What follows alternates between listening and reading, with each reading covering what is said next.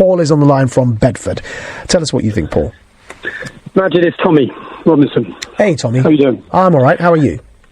I'm all right, Maajid. I want to give you some information. I hope, because people don't listen to me, I've been banging my head against the wall for 8 years with Qadir Bass, the imam from this mosque. Some information that he trains our police. He trains our government. Okay? He has been in training sessions for an organisation called Scott's Associates. Yeah. He has been educating our police on Islam. He has been educating our MPs on Islam for this organisation.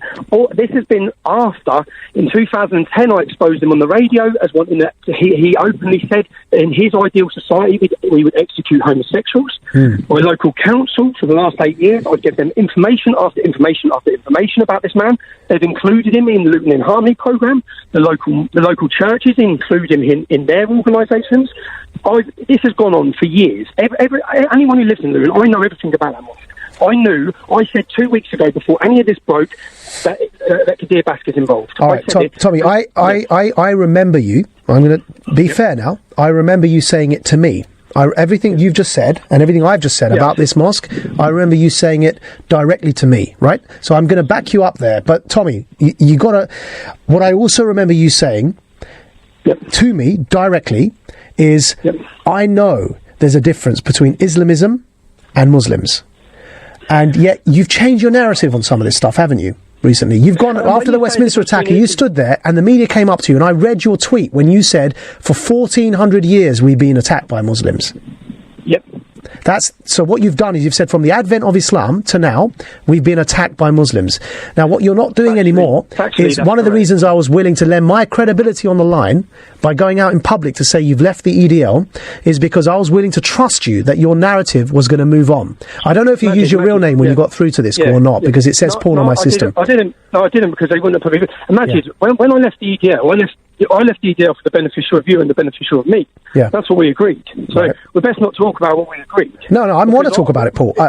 Tommy, I want to talk about it, Tommy, because I want to know why I want to know, everything you're saying about this Luton Mosque is correct, but aren't you not part of the problem if you stand on the streets after the Westminster attack and say Muslims have been attacking us for 1,400 years?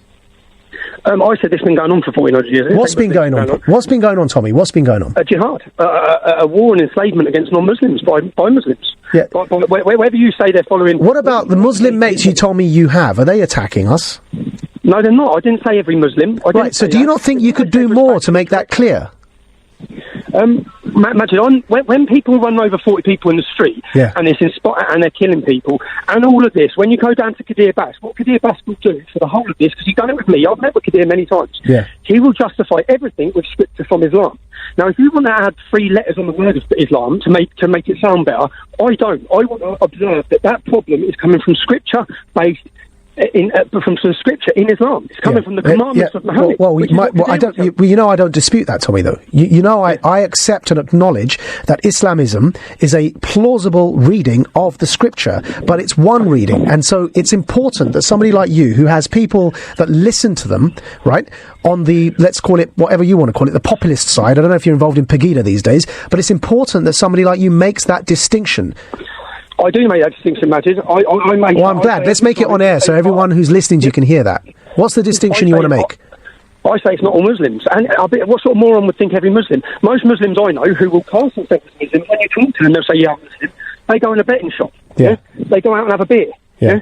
Many of the Muslims I grew up with, they're not following the scripture as devout individuals. They'll still class themselves as Muslims because, unfortunately, even right now, currently, even if they don't believe in Maajid, I met many Muslims who call themselves Muslims like themselves, who are apostates, who can't say it, who they're working in these industries, and they can't just be honest and say, I don't believe a word of it. Yeah. They can't, because they're in fear. Yeah. And you know, but my point is, when we come back to today, a Home Office approved scheme. Home Office approved are having him, a man who wants to execute homosexuals, a man who doesn't want integration, a man who wants to take over our country. Even the name of the mosque, it sounds nice. When you read Luton Islamic Center, it doesn't sound that bad. Yeah. So, Tommy, I'll tell you what I'm going to do. I want everyone listening, I hope lots of your followers are listening, right? Tommy has just made I've seen some tweets. I think people are cottoning onto it because this is LBC, so people's word spreads. Tommy, you've just said on air, live on air, it's not all Muslims. You are distinguishing between those who take an extreme reading of the scripture and those... Maajid, I said that. I said that non-stop.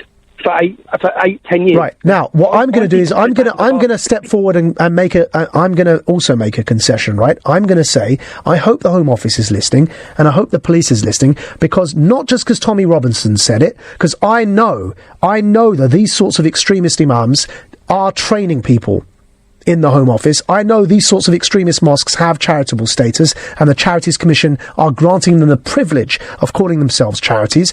I know what you're saying is going on. So I hope that just because you're saying it, I hope they don't shut down and accept that facts are facts, that the reality is reality, and that we've got to put an end to this in this country so that people on all extremes can meet in the middle and come to a compromise and a solution which actually reinforces our secular, liberal, democratic values, which is what I used to try and do with you. I mean, I've become increasingly disheartened by some of your rhetoric that I see on Twitter, because you're not consistently making these distinctions that you've now kindly made live on radio here, because I've been following your tweets, Tommy, so I've been seeing that you're letting it slip.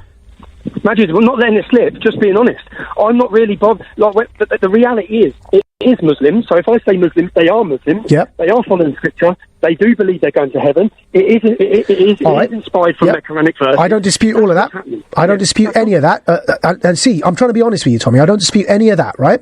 At the same time, let me give you another, again, facts. And you know me. You know I'm prepared to concede facts when I see them, right? And I've just not disputed anything you've said about the fact these are Muslims doing these things. Here's another fact for you. The fastest rising referrals to the UK prevent channel policy, that when you refer people to the government to intervene because they're becoming extremists, it's called the channel system. The fastest rising rate of referrals to that are for far-right extremist incidents, though the highest number at the moment are, as usual, for jihadist terrorists. So we've got another problem here, which is the rise of far-right violence. People like, Tommy Mayer and others who are prepared to commit violence for their extreme views. Now, Tommy, again, just because I concede on jihadist extremism, I need you to concede that is a problem and that you need to start addressing it more openly, because you've slipped. You assured me when you left the EDL you would do that, and your tweets have been obsessively focused on Muslims. Maajid, because you have a platform, which you do, yeah, which I'd like to send you, which I'll send you now, direct messages from a 14-year-old child who has been contacting me, who's now suffering with mental illness. Yeah. What he said in school was that Islam is an intolerant and backward fascist ideology. He was put on the prevent scheme for this. Okay? He's struggling, mate. He's a 14-year-old child. He's put on the prevent scheme for stating a fact. All right. This is what Are you not going to concede that, Tommy? I don't want anecdotes. Are you not going to concede that far-right extremism is on the rise? I will concede that it's inevitably going to rise. Of course it is. That is inevitable. Anyone with a brain can see that with what's up. But what I'm asking you, Maajid, to do is there's a trend. I'll give you his details. Yeah, he's been persecuted for stating facts in school about. All right. Send it to me, Tommy. If you're listening, send it to me. I'll look at it. You know how to get hold of me.